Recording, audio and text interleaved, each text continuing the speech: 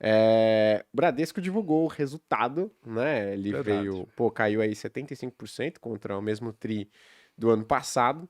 E o pessoal tá querendo saber assim, poxa, por que que foi, né? O que que aconteceu com o resultado do Bradesco? Será que foi concessão de crédito, né? O que que aconteceu? Por que que o resultado do Bradesco caiu 75%, né? Você Então, já chegou a dar uma olhada? não, sim, eu tenho, até pela profissão, eu olho o balanço. Eu não gosto de operar crédito no Brasil, tá? O Uhum, único crédito que eu opero é banco. uhum. Então eu olho o balanço profundamente, não só eu, a equipe como um todo. Então acho que para falar do Bradesco, eu primeiro gostaria de passar globalmente o que aconteceu com o sistema financeiro com a Covid. Que aí a gente vai ver por que a diferença de resultado dos bancos Bradesco, Banco do Brasil, Santander e Itaú. Só para a gente ver qual é o problema dos resultados, né? Então, começando, com o Covid, o Selic caindo para 2%, o cara que aplicava em CDI, indexado, o rentista, né? Uhum. Começou a ficar desesperado e começou a comprar títulos privados, né? A qualquer preço, até com os spread muito baixos, que normalmente são debêntures. E aí as grandes empresas pararam de tomar dinheiro dos bancos e foram para o mercado de capitais, tomaram em debêntures. E aqui tinha vários exemplos que o cara parava CDI mais um, papel da mesma empresa lá fora, pagava 4% de spread, aqui pagava 1, Hum. né? Não foi à toa que muita gente emitiu debêntures para recomprar papel. Bem, então os bancos perderam uma fonte de receita importante, que era o crédito do corporate. E também perderam uma receita importante, que chama-se overhead, mas aí é bem mais técnico, mas para resumir, era uma receita que deixava aí em torno de 1,5 bi a 2 bi para os grandes bancos, e era só uma operação fiscal, tá? Uhum. E o Guedes acabou com esse problema. Inimigo dos rentistas. Então, aí os bancos perderam receita do overhead, perderam receita desse crédito corporate, perderam depois receita com PIX, né? Perdeu TED. Aí cada um teve uma estratégia diferente. O Itaú deu foco em micro e médias empresas. O Bradesco deu muito foco em pessoa física, especialmente cartão de crédito, né? Ele liberou crédito stand-by via smartphone, né? Cartão de crédito, né? E o BB, que aqui entre nós eu acho que foi o banco que fez a melhor gestão com a Covid. O Banco do Brasil, primeiro que o perfil de crédito dele era muito bom, que era o setor agro Uhum. e funcionário público federal. E ele tinha muito pouco risco em taxa de juros, né? Seja em título da carteira própria ou em empréstimo. Bem, com o Selic a 2, como funciona dentro do banco? O custo de empréstimo é basicamente os juros futuros da BMF. Aí a área comercial põe um spread, né? Então o banco tem um descasamento enorme. E aí o empréstimo saiu, a taxa, o custo era 2, vamos supor, saiu a 4, você fez 2 de spread. Se você não fez o RED e a taxa subiu para 12, você está Uhum. tomando prejuízo enorme. E aonde aparece isso? Da margem com o mercado. E o Bradesco foi o mais prejudicado nesse problema. Porque ele, além dele ter proporcionalmente mais crédito pré-fixado, ele também tinha muito pouco RED desse risco. Por isso vocês vão ver uma linha no mercado, uma linha do balanço, com o mercado. Acho que foi 800 milhões negativa a última. Uhum. E essa margem com o mercado, ela tende a continuar sendo negativa. Por quê? Você teve vários empréstimos que saiu a 4, 6, 8, e o CDI, que é o nosso passivo do sistema, está 13,75. Uhum. Então ela pegou emprestado É, a um custo mais barato, mas hoje está 375 e emprestou a 4. É isso? exato. A grosso modo, se você não fez o RED, se você tivesse feito o RED, você estaria ganhando 2% de spread e estava garantido. Aham. Fazer o Se, head é a o RED proteção, é né? Tomar proteção o. nos juros futuros. Se você Perfeito. não fez, você está correndo o risco do seu E aí passivo. por que que alguém não faz?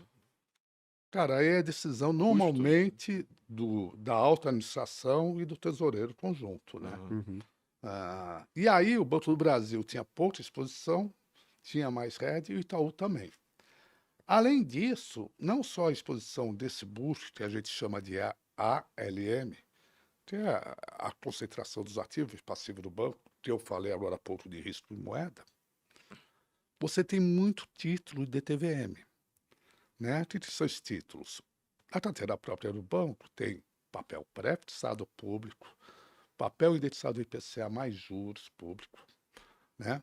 Aí, vamos supor que você comprou papel IPCA mais 4. O mercado foi para IPCA mais 6. Você toma um prejuízo enorme. Uhum. Agora, você só toma um prejuízo se o título tiver no trading. Se ele estiver disponível para venda, ele bate no patrimônio líquido. E o prejuízo que tem de títulos públicos a preço de mercado, no patrimônio, que um dia, se a taxa de juros mudar, vai virar resultado, né? Uhum. São bem expressivos, muito expressivos. Dos 3 bancos, do Bradesco, eu acho que é o maior proporcionalmente. Uhum. Então, eu diria que cresceram muito o crédito da parte do coronavírus e deixaram aberto o risco da taxa de juros. Acho Perfeito. que esse talvez tenha sido um ponto interessante. Deixa eu Bom. ver se eu entendi, então, que eu sou meio burro. Não, o que é legal explicar aqui, pessoal? O Alfredo ele colocou, né, que os bancos eles têm quase a mesma opção que você quando você investe em um título público na sua corretora. Exato. Você pode marcar a mercado ou você pode marcar na curva. O que é a marcação na curva? Seu título ele vai estar rendendo dia a dia de acordo com o IPCA, né? Pensando no título IPCA+, mais o prêmio que você o adquiriu, né? Se o preço daquele título está subindo ou está caindo muito, se você escolher a opção na curva, isso não vai se refletir no seu patrimônio. Exato. Embora, se você queira vender, você vai precisar reconhecer vai. esse valor justo. Então, alguns bancos adquiriram esses títulos públicos a IPCA mais 4. Hoje, como a expectativa de juros subiu muito, esses ativos, né, o valor justo está se desvalorizando muito. Mas o banco deixou lá na curva. Exato. Né? Então tem um Não valor. disponível para venda, que a gente chama. Exato. Exatamente. Então ele está lá, né? Basicamente na curva. Porque, Alfredo, é muito engraçado, porque o pessoal estava acreditando aqui que todo esse resultado ele se traduziria por conta do crédito que o Bradesco, por exemplo, tem com as lojas americanas. Né? Não, uma parte, é claro, você teve aí 4.600 de provisão, que realmente é um número importante, né? Agora, é importante em banco, a maioria dos analistas, todo mundo, aí talvez eu seja chato do conceito, mas todo mundo olha a ROI. ROI, para mim, não quer dizer muita coisa. A conta que eu gosto de fazer com o banco, que é mais justo, você pega o patrimônio líquido final, soma JCP e dividendos pagos, né? Então você tem quanto a empresa vale hoje, no final, mais o que ela me pagou de JCP e dividendos. Divido pelo patrimônio anterior. Um pelo outro me dá a rentabilidade real, porque tem a evolução do PL. É quanto variou o patrimônio líquido de um ano para o outro, né? E aí, se vocês fazerem essa conta, nenhum dá essa ROI que estão falando. O ano passado de 20, 18, e muito abaixo. Com exceção do Banco do Brasil, que foi alto. E por que dá isso? Um pelo título de TVM, outros pelo índice de cobertura. O índice de cobertura é quanto você tem de provisão sobre crédito e atraso, né? Agora, quando eu olho o balanço do Bradesco, a gente vê que a inadimplência subiu quase 0,5% nas pessoas físicas, terceiro das lojas americanas. E você aumentou muito a base de crédito, né? Você liberou novos créditos.